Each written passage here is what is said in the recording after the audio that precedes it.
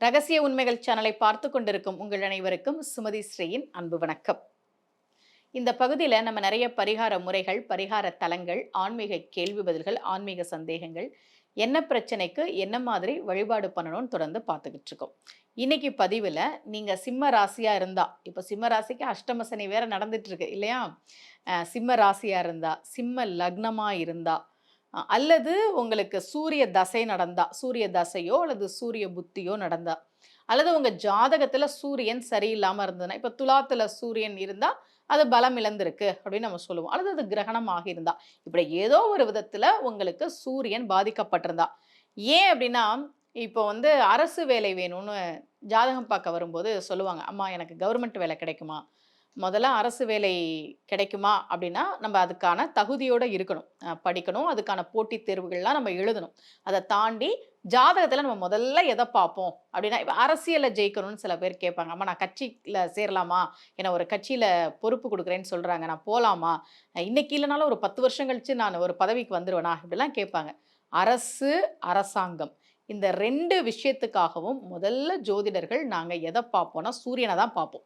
உங்க ஜாதகத்துல ஒருவேளை சூரியன் சரியில்லாமல் இருந்ததுன்னா, நீங்க சிம்ம ராசி, சிம்ம லக்னமாக இருந்தால் ஒரு முறை கண்டிப்பாக இந்த கோவிலுக்கு போயிட்டு வாங்க. தஞ்சாவூர் பக்கத்துல இருக்கக்கூடிய சூரியனார் கோவில்.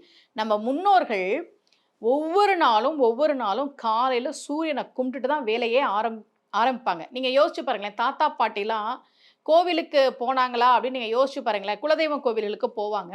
மற்ற கோவில்களுக்கு வந்து அன்னைக்கெல்லாம் போக்குவரத்து வசதி கிடையாது. சாலை வசதி கிடையாது, வாகன வசதி கிடையாது. அதனால ஒரு கோவிலுக்கு போணும்னா பல வருடம் காத்திருந்து தான் போகணும். ஆனா, காலையில எந்திரிச்சோன வயல் வேலைக்கெல்லாம் போவாங்க இல்லையா? நம்முடைய தாத்தா, பாட்டிலாம். அப்படி போறதுக்கு முன்னாடி சூரியன கையெடுத்து கும்பிட்டுட்டு தான் போவாங்க. சூரிய வழிபாடு தான் முதன்மையான வழிபாடாக நம்முடைய முன்னோர்கள் கடைப்பிடித்தார்கள். அந்த சூரியன நம்ம வழிபாடு செய்வதற்காகவே இருக்கக்கூடிய கோவில், சூரியனார் கோவில். தஞ்சாவூர் பக்கத்துல இருக்கு. ஒரு முறை போயிட்டு வாங்க. நாங்க வெளியூர்ல இருக்கிறோம், வெளி மாநிலத்துல இருக்கிறோம். நாங்க என்ன பண்றதுன்னா, ஒவ்வொரு நாளும் சூரிய பகவானை நீங்கள் கையெடுத்து வணங்க வேண்டும். சூரியனுக்கான மந்திரங்கள் இதே சேனல்ல நான் சொல்லியிருக்கிறேன். ரத சப்தமி பத்தியும் நான் உங்களுக்கு ஒவ்வொரு வருஷமும் ஞாபகப்படுத்திட்டு இருக்கிறேன். இதெல்லாம் வந்து நிச்சயமாக சூரியனுடைய அருளை, சூரிய பகவானுடைய அருளை நமக்கு பெற்றுத்தரும். உடல் ஆரோக்கியமா இருக்கணும்னா சூரியனுடைய தயவு வேணும்.